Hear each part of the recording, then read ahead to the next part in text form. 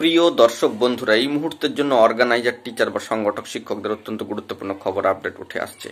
বন্ধুরা, এই মুহূর্তে দাঁড়িয়ে একটি জরুরি খবর আপডেট, তাই আর্জেন্ট ভিত্তিতে ভিডিওটা কিন্তু ক্রিয়েট করতেই হলো। ভিডিওটিকে শেষ পর্যন্ত দেখবেন, অর্গানাইজার, টিচার রিলেটেড বা সংগঠক শিক্ষক রিলেটেড।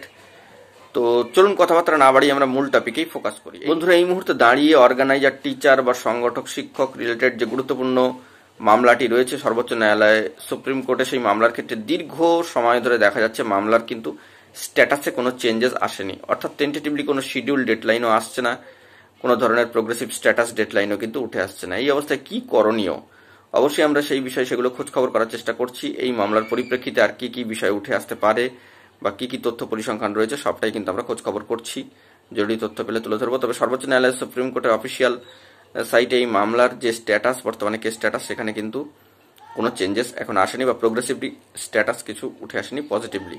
যদি টেন্টেটিভলি শিডিউল কিছু উঠে আসে সবটাই তুলে ধরবো, সেটাই আমরা লক্ষ্য রাখছি।